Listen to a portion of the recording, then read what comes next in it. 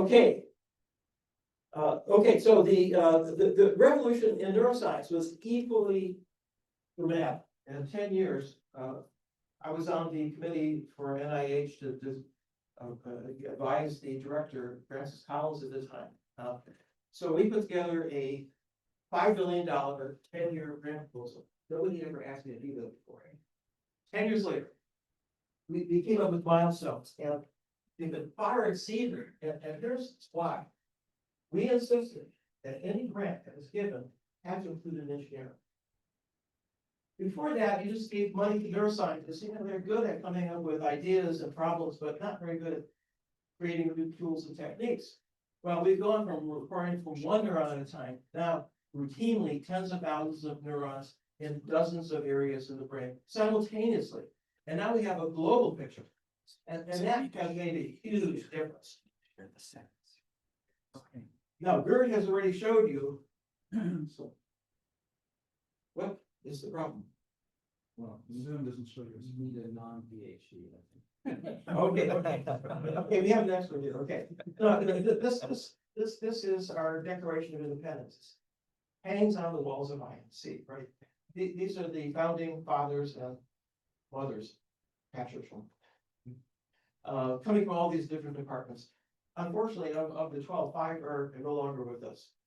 But you know, they were giants in neuroscience and computer science, and Howell White, who was mentioned briefly, was professor of economics here. He was on a short list for the Nobel Prize. He is listed here as the Industrial Affiliates Program Director. So we actually had companies that we had, which were very interested in neural networks. It was a hot topic at the time, that were not just, helping us in terms of giving us some funding, but also taking back our knowledge and our research to industry. Okay, so if you look at this here,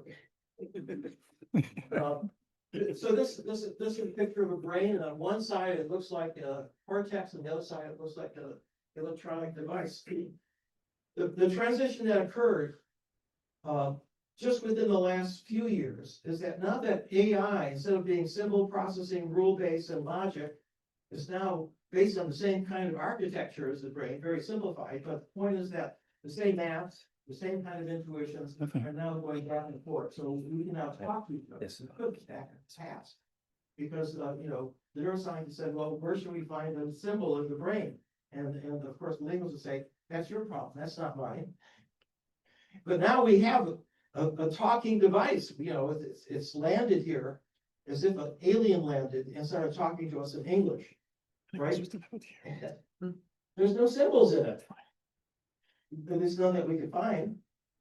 And the only thing we know for sure, it's not human. But we can actually study it. We can find out something about language by studying ChatGPT. Oh, there it is. Okay, and then within the last 2 or 3 years, we have an even better approach.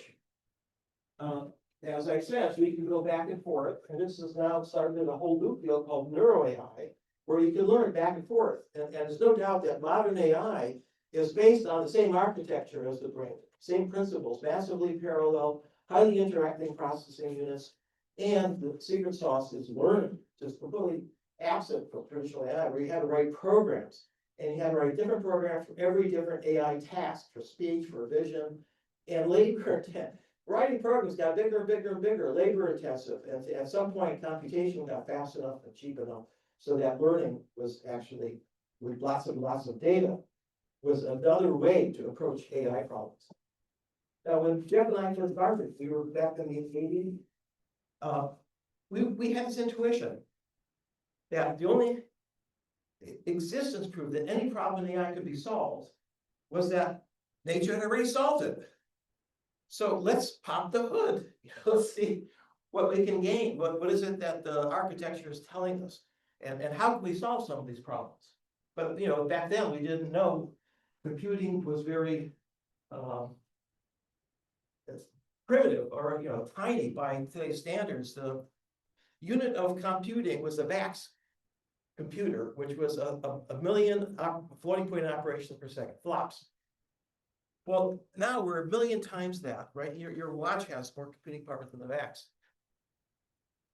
Now, there was a time at Hopkins, because I had a couple of nice grants from the NSF and Presidential Young Investigator Award back then when I was young. And so I actually had more computing power in my lab than the entire computer science department. And you needed that in order to make progress. Now, in 1993, Pat Churchland and I took what we could do back then with very small networks and tried to apply it to problems in neuroscience. You know, how to make transformations between visual input and some computational primitive like curvature of a shaded surface.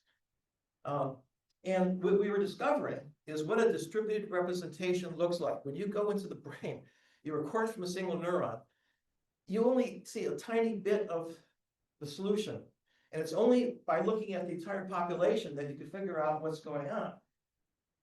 And my example of what how difficult it was back then, recording one neuron at a time, it's as if you can only look at the world through a soda straw, one pixel at a time, right?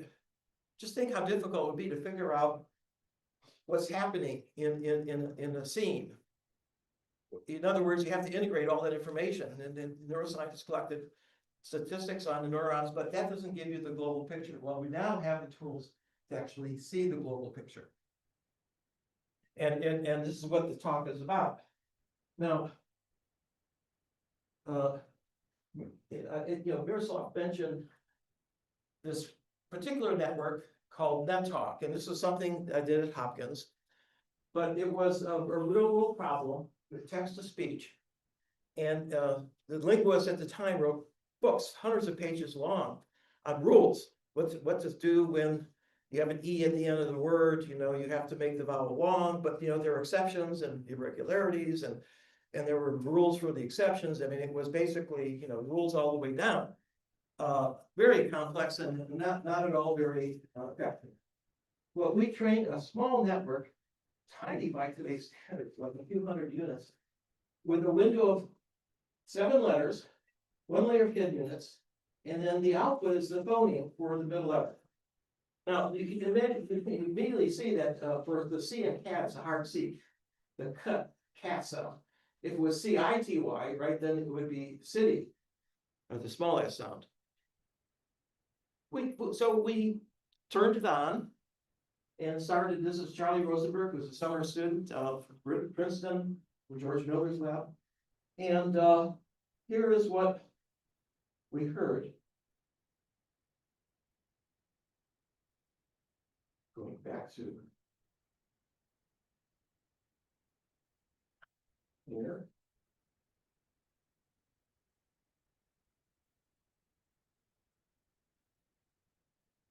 Well, it's not talking, so let me I memorized it, so I did.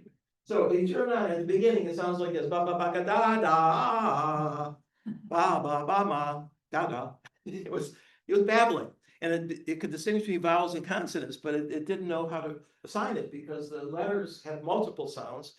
Vowels typically had 6 or 7 different sounds, and the only way you could distinguish it was by the context of the words, the letters around it, and in some cases the sentence. You had to know the semantics to know how to pronounce it. And amazingly, the next morning, it actually was able to read in a way you could understand a text like this. This was it stunned audiences. It was actually, I was on the Today Show, and I still have people coming up to me and said, I heard that, and I had no idea. I said, for the first time, I figured out, what's neural networks actually might have some impact. Well, it still took 30 or 40 years. And I remember 3 years ago, almost 3 years ago, a little more than 3 years ago, when ChatGPT was made available to the public by OpenAI. It was an overnight success and took 40 years of research to create, and advances in computers by factors of billions and billions. That's what it's. We didn't know how it would scale back then, right? We just didn't know. I mean, how long if you want to solve any problem, right? And it turned out that in 2012, Jeff Hinton at the NeurIPS meeting, and two of his graduate students, Alex Krzyzewski and Ilya Sutskever, does that ring a bell? Who is the chief scientist at OpenAI? Had a paper in which they had reduced the error in computer vision on the ImageNet, huge database, by 10%. And in the vision community, it was being lowered by less than a percent a year. So it's like vaulting decades into the future. Now, something happened in computer vision, which I've never seen have ever before. Science progresses, one step at a time. And even after something new is introduced that is obviously important, or at least to some people, it may take decades. Why? It's because the older people have invested interest in the way that they had always done it. And so the younger people who have new ideas have to wait for them. Max Planck said, "Science advances one funeral at a time." But this computer vision literally turned overnight. Overnight. I've never seen this before. And here's the reason. In computer vision and engineering in general, you live with benchmarks, right? You live by benchmarks. You live and die by benchmarks. And if you can't compete, then you're in trouble because you can't get a paper published. Now, I think the benchmarks are in some ways, they are advising against new ideas that may not reach the benchmark, but may eventually, because the people who are doing the benchmarks have had decades to optimize their approach, right? So in this case, not only was it a better approach, but it turned out that it was very, very, very effective, and it has solved many, many problems in artificial intelligence, speech recognition, language translation. And in fact, you're going to be hearing today the Rockwood lecture. Rockwood was an undergraduate here in the computer science department, and he's had a startup to do language translation. And so we are here at UCSD. We have this tradition of taking on difficult problems and then making progress. Okay, so deep learning takes that tiny network and expands it. And here's an example of how neural networks have really helped AI. So on the top here is the visual cortex of monkeys that we know a lot about.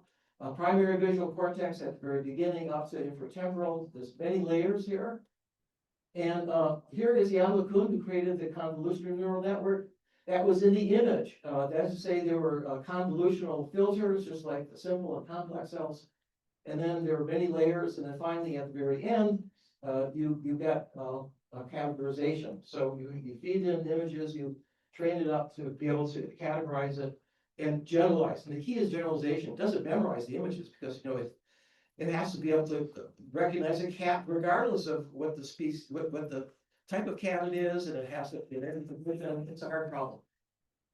And so Jim DiCarlo did a really neat experiment. He recorded from different areas to the same data set that he fed into a convolutional neural network and just compared the populations in the two. And what you can do is you can take all of these activities that he recorded from and say the V2, and then see if you can regress the activities here, here, this is monkey, and regress the activities down here in the convolutional network. It was called AlexNet, the very first one.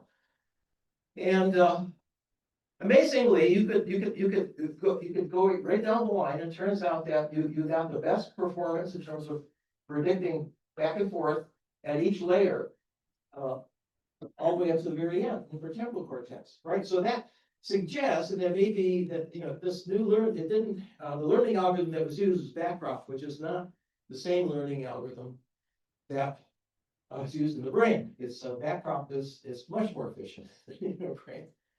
Now, if you think about it, ChatGPT has integrated information data from the entire internet and can answer questions about any of those things that it is integrated. Right? And it does it all with trillions of synapses, which is about the same as a few square centimeters of cortex, right? It's incredibly efficient. I mean, there's no human being that has the breadth of knowledge. And, there are, in any area, there are humans that have deeper knowledge of those areas, but not across the board, right? That's what's amazing, is the breadth. Okay, so that is where, we could say that modern AI really is based on what was known in the brain here in Hubel Wiesel in the 1960s, got the Nobel Prize when they worked out the features in the visual cortex, primary visual cortex. They were line detectors or edge detectors that, they're important for being able to represent natural scenes. But what about the other direction? Ask not what you can do for AI, what AI can do for you. Does anybody recognize this? The moonshot guy. Those of you who are old enough to remember John F. Kennedy will realize that, it's a two-way street. And we want to know, what can you do for us? I'm going to skip over a lot of this. Okay, memory. I think we're going to have a revolution in understanding memory. It has many different time scales. So sensory information comes in, it's fleeting.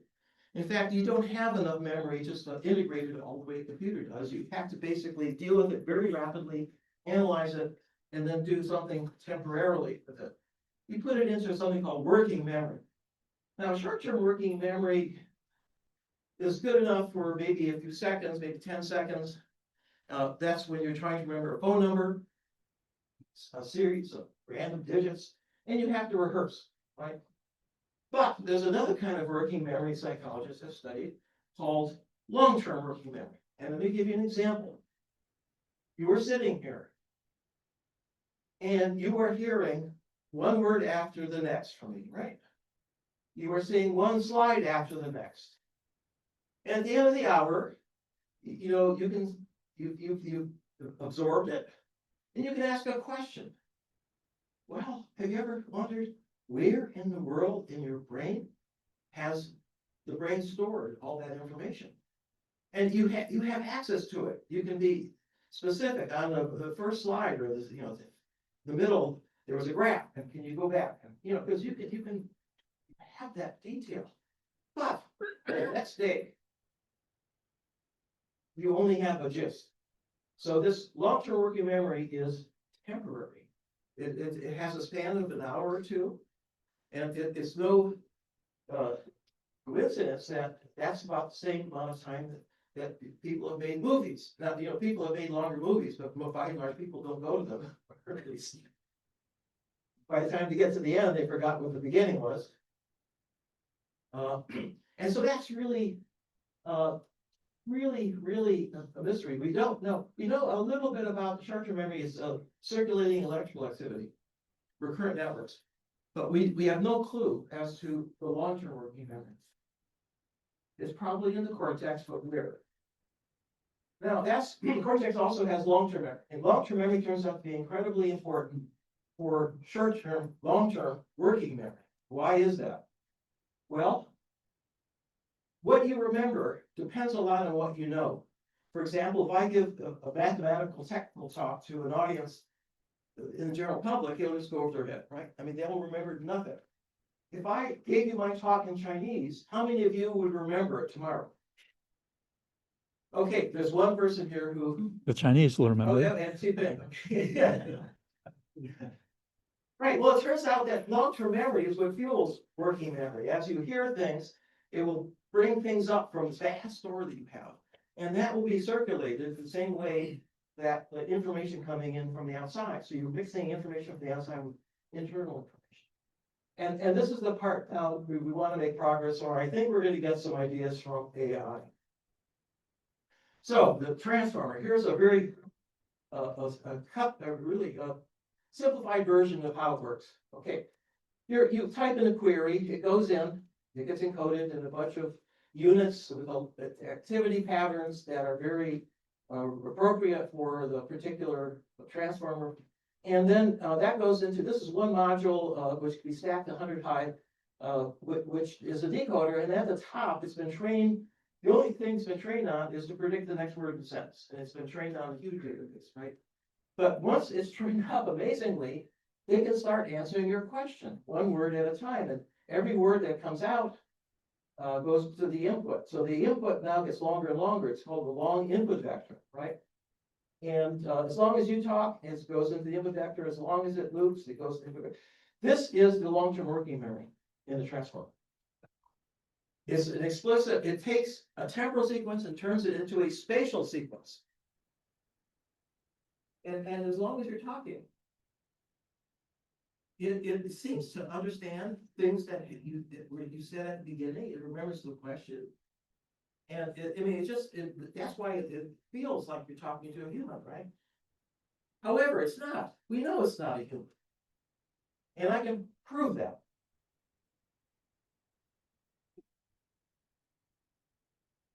So, what happens when you stop typing in your question? It goes silent. Blank. There is no internal activity. Now, if you sit in your room without any sensory input or motor output, you're just sitting there, you can plan what you want to do for the rest of the day, or you can think back over something that happened the previous day or the previous year. Right? That's internally self-generated activity. These large language models have no internal self-generated activity. Right? So that's missing. So it turns out that actually they can learn something from us if we figured out how the human brain did that. And there's a hint here. Somehow we have to have a trace somewhere in the brain of all of those inputs that came in.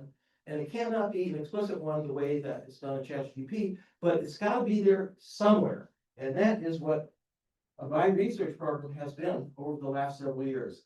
Now we can ask, okay, we know a lot about the mechanisms, the electrical signaling.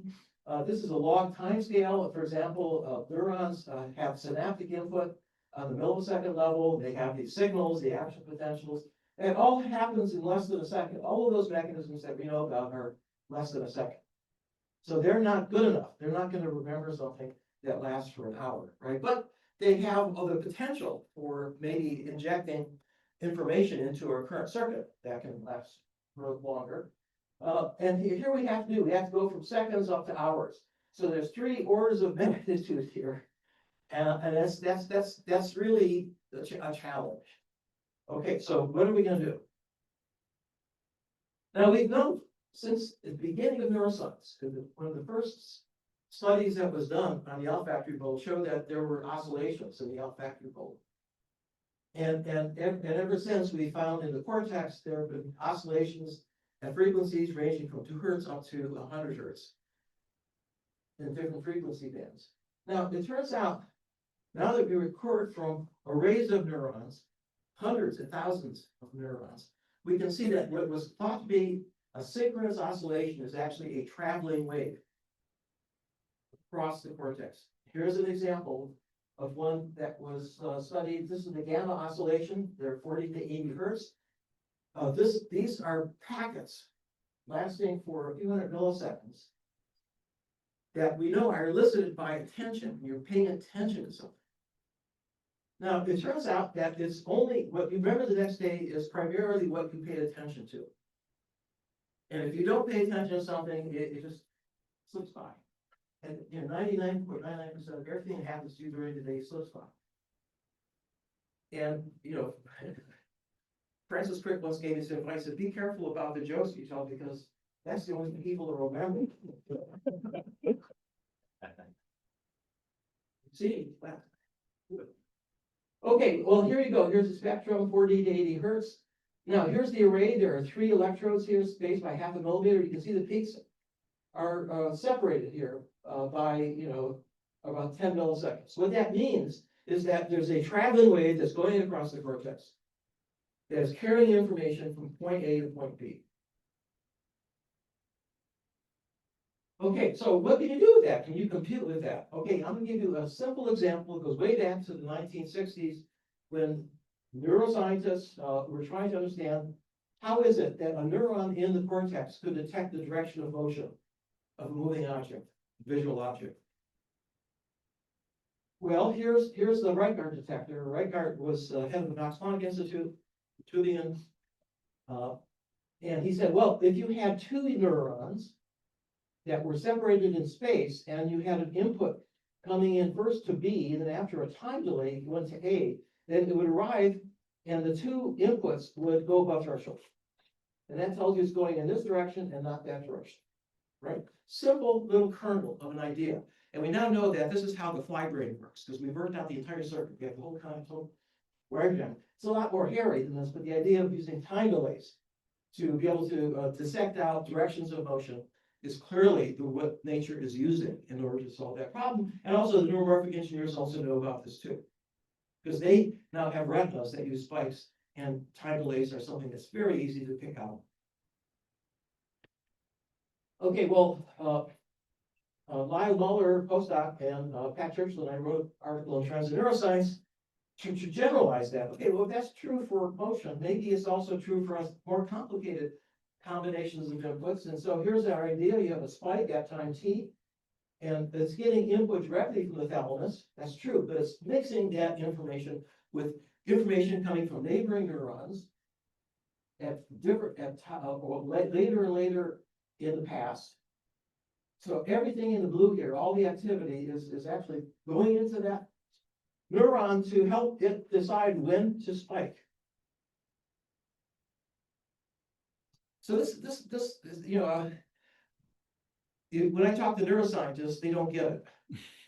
And the reason is that in the last century, the way that we thought conceptual framework was what's being represented in the visual cortex right now is what came in just now. That's it, right? Well, you know, that's introspection. How do you know what the visual cortex is representing? And this is a very different way of thinking about representation, in which you don't, it's not just the spatial information about the image, but if you have a movie, it's about temporal information too. Temporal information over time. And that means that when you're recording from a population of neurons in V1, you're actually looking not at what's happening right now, but in a time window, about 100 milliseconds. And that means that you have a much richer representation that you can now use and pass up to V2 and V3 and V4, where the window gets bigger and bigger. Now, it makes predictions. It predicts, for example, everybody who's ever recorded from visual cortex has tried to say, can I reproduce the input? And the answer is yes, you can.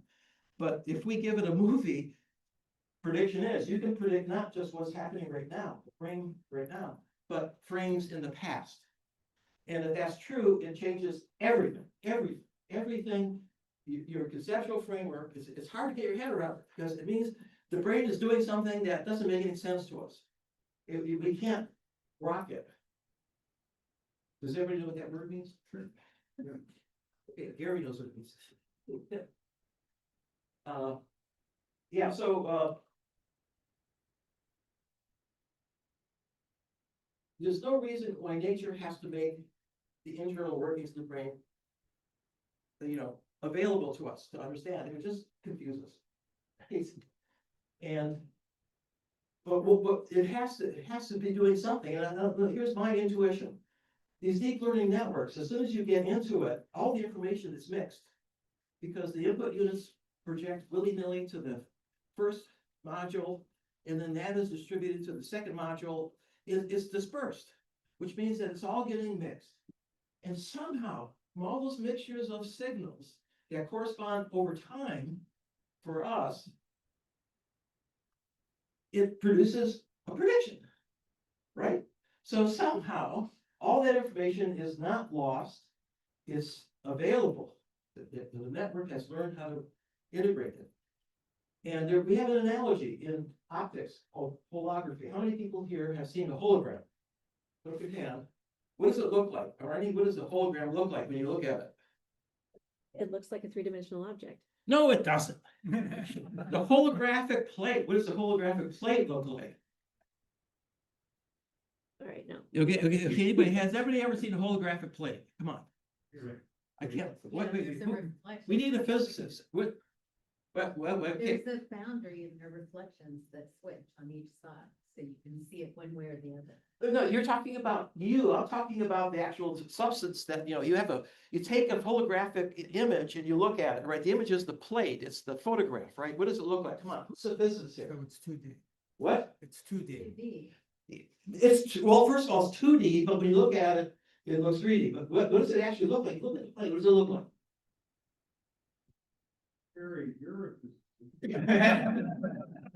I can't believe I'm the only physicist here, come on.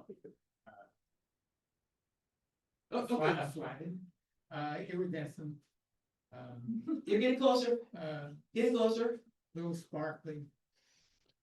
It's interference fringes. A laser shines at one frequency and it bounces off and forms these things. You should have known this, Kurt. Yeah, interference, yes. Yes. Refraction, Reflection. refraction. No, you look at it, you don't see any image, what you see are a lot of very, very subtle kind of gratings. And they're interfering in many different angles. And all the information has been recoded into a format that doesn't make any sense to our visual system. But it does once you shine a laser on it at the same frequency. Let's say something about magic eye images. Okay, Say something about okay, magic- now you're talking about stereograms, right? Similar. Okay, random dot stereograms. It's another good example, actually. I should use that. Anybody seen magic eye or these stereograms? Random dots are the best because you look at one set of random dots and you don't see anything. But that's in the left eye. In the right eye, you shift some of the dots in the middle and it pops out again. Okay, so that shows that your visual system can decode things that are completely mixed up in respect to our understanding of where the information is. It's distributed broadly. Okay, so that's the key, and that's the question of how is it that you can actually do that. Now, I'm running out of time. Okay, this is the introduction to my talk. Let me just fast forward here. I'm just going to say that, as I said earlier, that there are evidence that the traveling waves are there and they could be mixing the information like a hologram, okay? Except at space and time. And that will take you up to about a minute of electrically circulating information in the prefrontal cortex. And I just passed a slide where Earl Miller at MIT has actually seen traveling waves in the prefrontal cortex, a recent paper. Okay. Now, we still have to go from a minute to an hour, right? Now, that's asking a lot. Another order of magnitude. And how are we going to do that? Well, neuroscientists have known since over 25 years ago that if you take a neuron and then you do have two inputs. One input is coming from a synapse. You can pick out the particular input that you want to stimulate whenever you want. And then the second one is put into the neuron that's getting the input. And when you stimulate it, you get an action potential and it back propagates up the dendrite to the synapse. Now, it turns out if you pair the input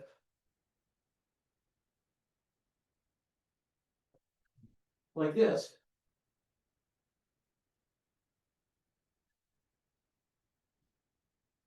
oh, this is like this. Okay, this is the input coming in.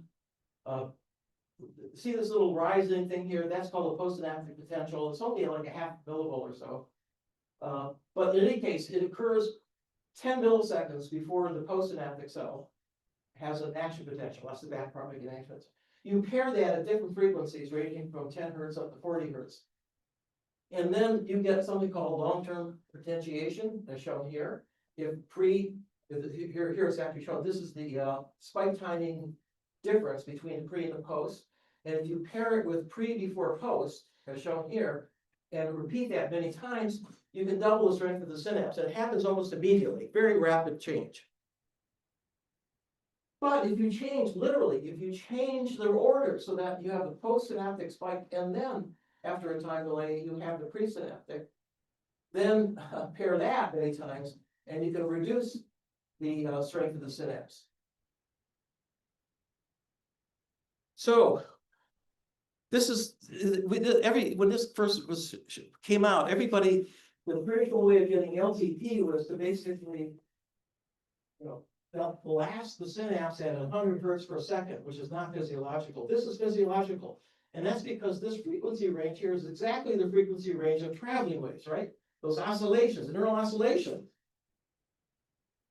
And that suggests that what's going on is that the traveling wave is there, not just to maintain and mix the information, but also to stimulate this mechanism, long-term dependent plasticity, that changes the strength of the synapse.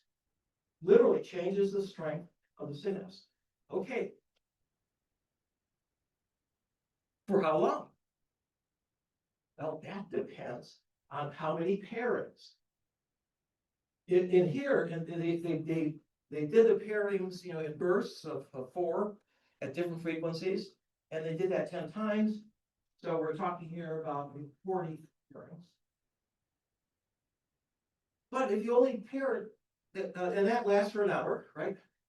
But if you only pair it on half the time, you know, half the, say, 20 pairings instead of 40, it'll only last, you know, maybe for half an hour to an hour.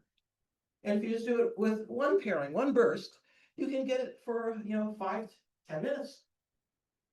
This is exactly in the range of long-term working memory.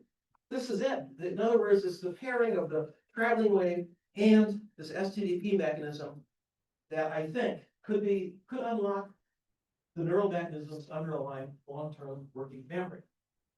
Now, the other question is, you know, which synapses and how many? And, you know, here we can dive down and look at the strengths of the synapses. So it turns out that they vary over 2 orders of magnitude from those that are tiny to those that are huge. And here is the distribution of the sizes. By the way, this is actually a spine that comes off the dendrite, and its volume is proportional to the strength of the synapse. A lot of machinery gets size, right? So that's why it gets bigger. So you can see that it has a big peak here for small sizes, and then a very long tail. And what we know is that these ones in the long tail are very robust. They will be there day after day, week after week, probably for your entire life, but it's only about 5 or 10% of all the excitatory synapses in your cortex. And what about these? You know, that's 90%. By the way, this looks skew, but the fact is it's log normal. If you plot it at a log scale, you can see it's a beautiful Gaussian, right? So that's interesting. Nature knows about Gauss. And so the question, why is it Gaussian? Maybe optimal for something, right? But what I wanted to do is emphasize that literally 90% of all the excitatory synapses, these are the small ones. We know that the small ones, we know they're labeled.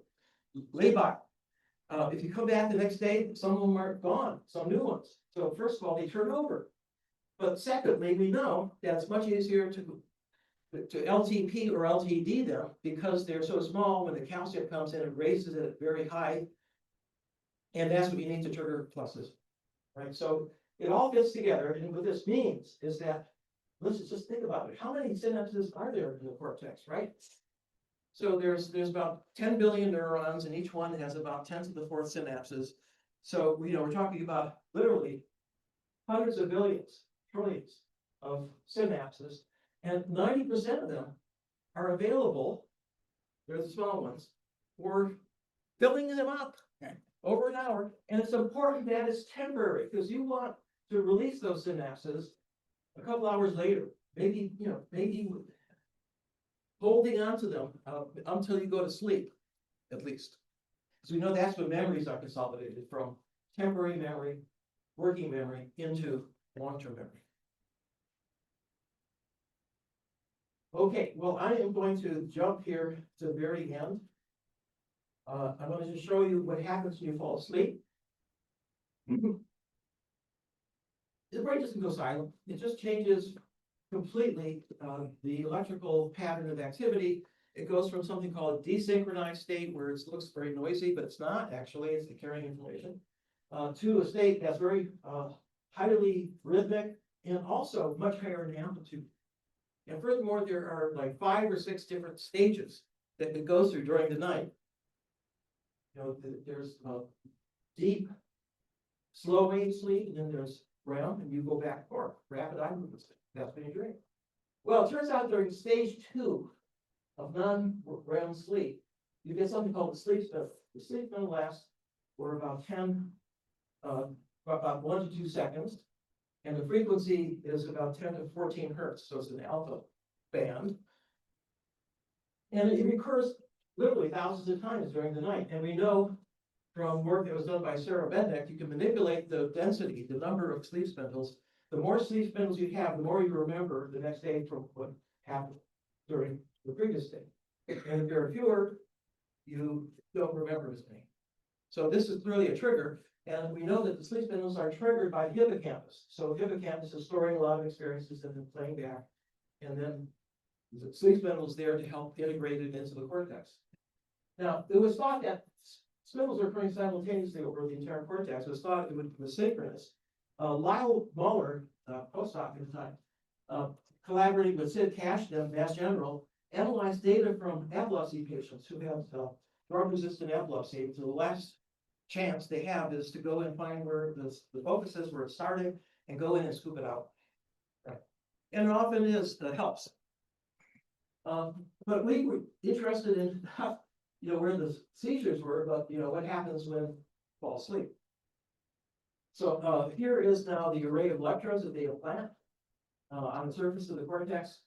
Here is one of the electrodes, and here is the black, the filtered, the surface recording, and we see in gray all the other electrodes, and you can see that although they're all cycling, the peaks are changing of the electrode because there's a phase difference between these electrodes, and I'm going to show you what that phase difference looks like.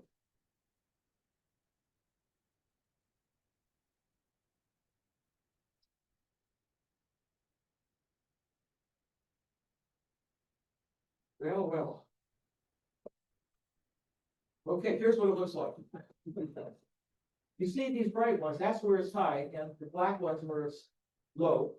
And what you would see if this thing, I don't know why it doesn't, maybe it's something we had to do with Zoom, but in any case, the hotspot rotates. So it's a circular traveling wave going around once every 100 milliseconds. And literally, it repeats and repeats and repeats. Sometimes it goes in the opposite direction, which is interesting. And we were concerned maybe that this is a side effect of epilepsy, so we studied. Oh no. No. Sometimes it recurs. Okay. So in any case, we went and collaborated with April Bedicich, who studies infants.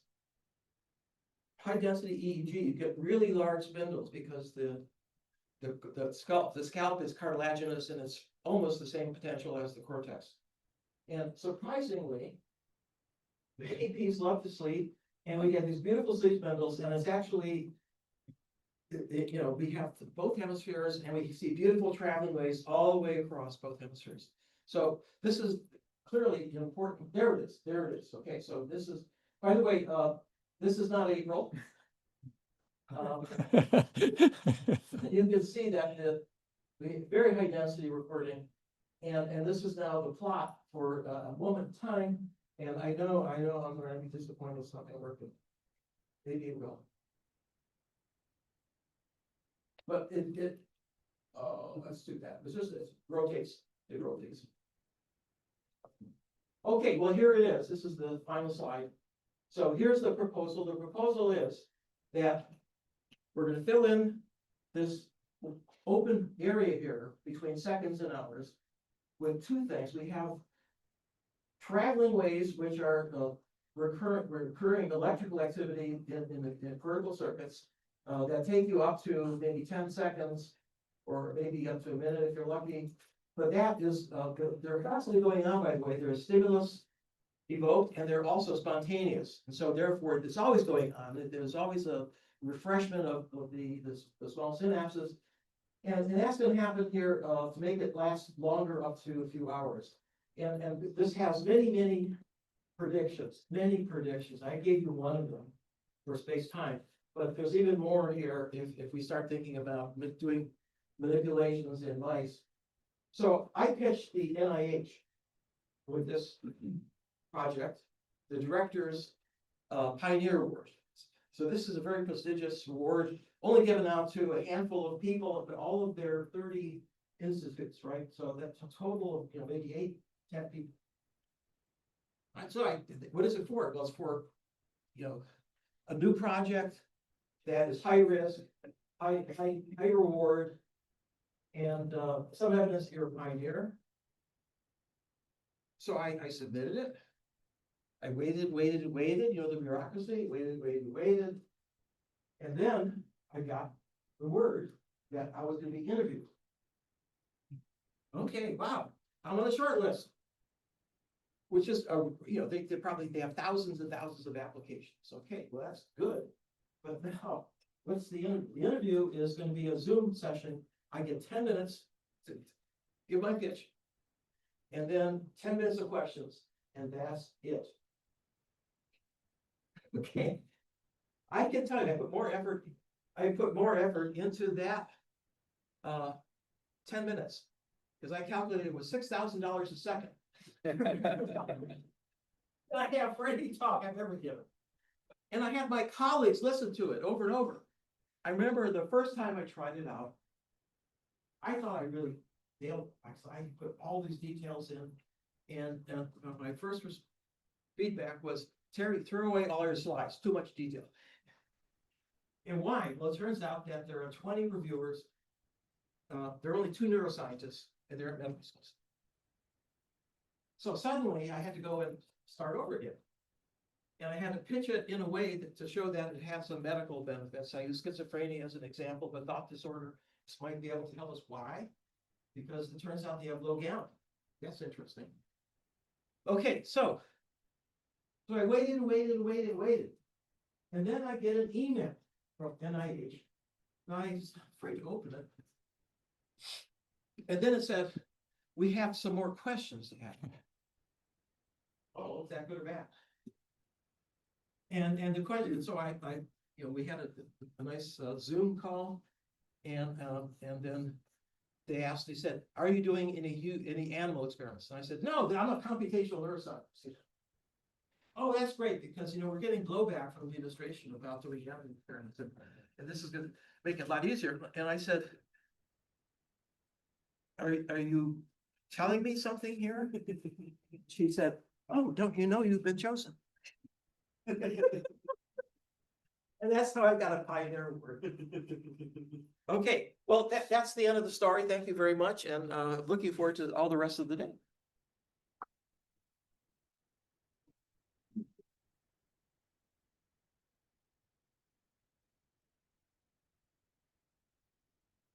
It's really getting late. Maybe we should. That's been great. Should we have a little break, or because now we have our questions? When you talk about. Wait, let's get a microphone there, because there are people outside who are also listening. When I hear you talk about traveling waves and even show the movies, so they seem to go around. I was struck when you were talking that from April's data, you saw that they're going around 10 times per second. Well, what I remember from studying actually auditory psychophysiology is 10 times a second is about as fast as you can tap your finger.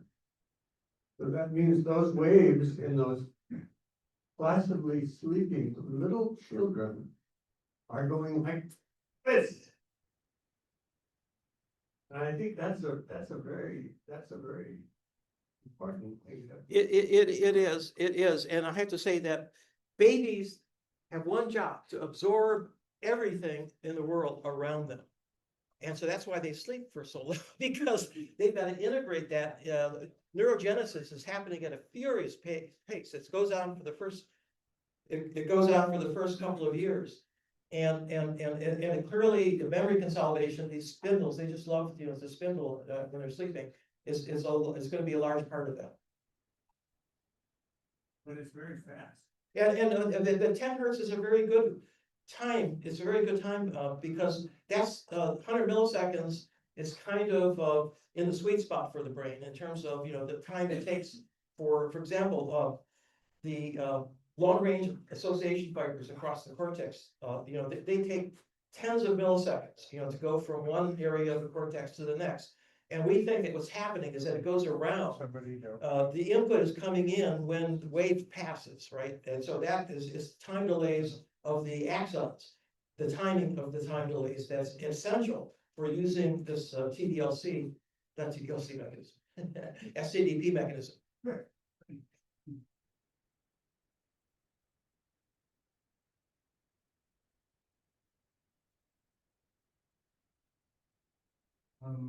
Yeah, do you think that this wave phenomenon, maybe it's only apparent because of the delays when you have when you're seeing the brain at a large scale, the delays between neurons start to play in. But maybe if you go at much smaller scales, you don't see these waves because the delays are not as important, but there's still kind of a similar way to store Okay. things. Yeah, so two things. First of all, the long-range association fibers I told you about are myelinated, so they clearly are going faster. The ones that carry the traveling wave are not myelinated, and they're very thin and very slow. So they're literally about a tenth of a meter per second, right? So that's locally, it's working locally. For example, the gamma oscillations never go beyond the boundaries of V1. But they're gamma all over, but they're localized. The higher the frequency, the more localized it is. The lower the frequency, the more global. And secondly, Eric Hallgren here at the medical school has analyzed in greater detail some of these recordings. And he finds two things which are really quite interesting. One, that there are some spindles that occur locally that do not propagate and are probably, the ones that help the local area when this is now in sleep. But he's also found that in the awake state, there's something called sharp wave and ripples coming from the hippocampus, and the ripple is like 1 to 200 hertz. He finds simultaneous ripples across the cortex, and it is synchronous. Don't understand why it's there. But by the way, something, if you talk to a neuroscientist, most systems neuroscientists, they dismiss oscillations. I was once introduced by, distinguished neuroscientists who said, Terry's going to be telling you about these gamma oscillations. These are the exhaust fumes of the brain. And people, that's explicit, but most neuroscientists ignore traveling waves. It doesn't fit into the conceptual framework of how the cortex works. And if you can't fit it in, then it doesn't exist. It doesn't matter. It's someone else's problem. But that's changing very rapidly. Earl Miller, as I said, has seen them in the prefrontal cortex. They've been seen in the somatosensory cortex where they're circular, for example. And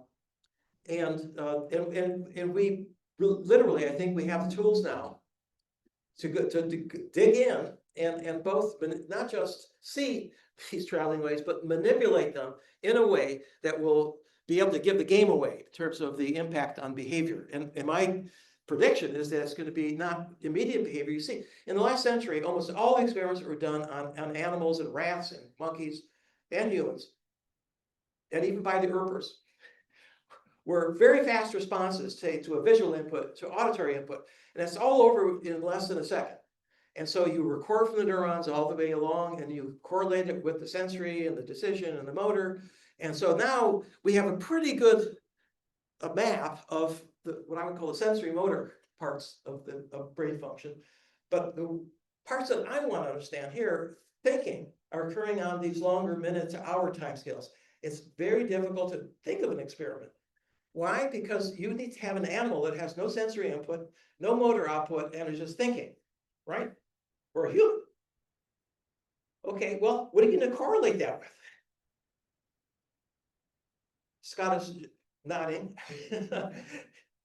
Yeah, well, we did something like that. We had people close their eyes, sit in an easy chair, and imagine situations in which they would feel different emotions. So we would suggest a situation in case they didn't want to come up with their own or remember something. And so you just imagine yourself in the scene and there's something was happening and it gave it this very strong emotion, positive or negative, and we alternate it. And there were 15 different emotion sessions, 15 different emotion labels. We didn't try to say these are the only emotions or the principal emotions or anything. And then what we had is a lot of data with no events to mark. So we had to come up with and we did, and we sent it to the Journal of Neuroscience, and of course, a year or so later, I wrote the new editor, and he said, well, I looked it up, it was sent to 17 different people, and they all refused to review it. And It's a good sign. so so what we found though was that there was a whole class of broadband high frequency oscillations, high frequency broadband, we call them. And they occurred in various EEG source locations. And then we said, well, are there any that tell you the difference between a positive emotion and a negative emotion? And we did some imaging. We found yes, there are two spots. And the more of this frisson in French, is that right? Yeah, that more of this shimmer at 40 hertz and above, or 30 hertz and above, that you had, the more positive you were feeling. And this was discovered at the Sports Center in EEG rather than an fMRI. Although in recent years, I've seen papers coming out of fMRI with whole different paradigms that were the same two spots or rows, and these were Roughly, what brain area? Parietal cortex? Was it? I would probably no temporal. Infratemporal, really visual. We'll see. We'll see. Actually, we didn't at that point. We didn't yet have the mapping to the cortex. But I'll show it. So these things are not only occurring in sleep. They're actually registering connection between the emotions and the situation. In this case, they're imagining. Okay, oscillations are. So do you have that paper? Could you send me the unpublished paper? Okay.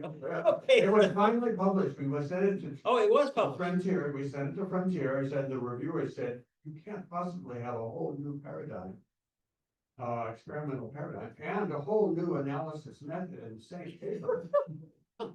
So I wrote back and I said, "That is why we sent it to a journal called Frontier." They didn't say anything to that. Oh, that's great. By the way, it reminds me of Siping. Do you remember when you were a postdoc? Do you remember the project you worked on? Yeah. Okay, what did you find for these sonar operators?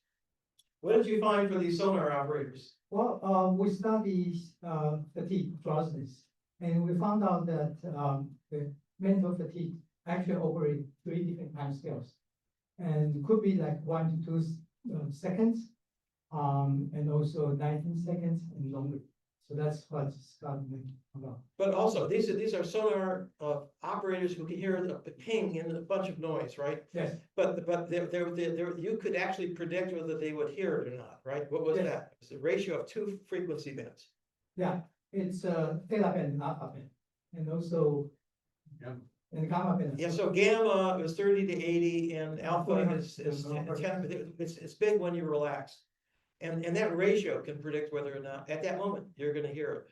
Yes. So again, it's showing that the state changes in the cortex are really important for behavior in terms of how you interact with the world and how you interact with your other people in the world and your emotions when you interact with them. So this is a whole new area now that is going to open up over the next I would say 10 years. We have the tools. We can analyze all these electrical signals coming from literally dozens of brain areas as they interact with each other, and we're finding in really counterintuitive. Give you one example. Ann Churchland, who is the daughter of Pat Churchland at UCLA, according from V1, discovered that you know, these signals everybody thought was noise. And Jubal and Weasel said, well, that's just spontaneous background activity, it's noise, right? Well, it turns out that if you analyze the noise, you can predict the facial movements. The whiskers, the snout, when it's sniffing, the eyes moving around. In other words, 60% of all the noise signals carry information about motion, about motor activity. And the vision is only 10%.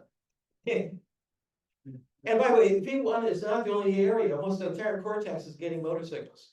Yeah, I also actually add, And she did that by correlating. And she did that by correlating the neural signals with the video of the Right. mouse. That's right.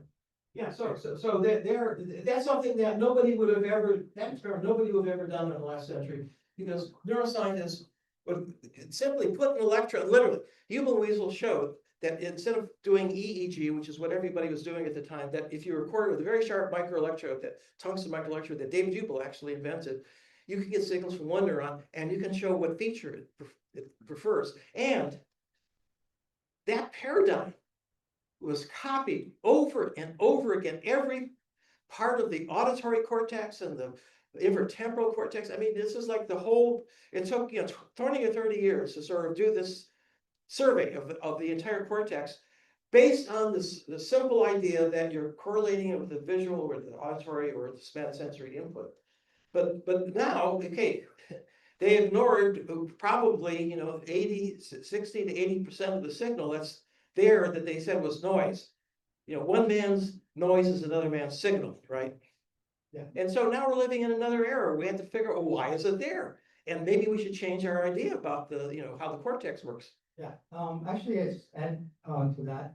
We're talking about the predictive power, for instance, spontaneous EEG. And recently we published a paper talking about using EEG activity to predict the deficits of your slow wave sleep during night. And also we're trying to use this information and the different bed power ratio and to estimate how soon you're going to fall into sleep. For instance, next 5 minutes, it's not possible, and so it's ongoing sort of predictive functions.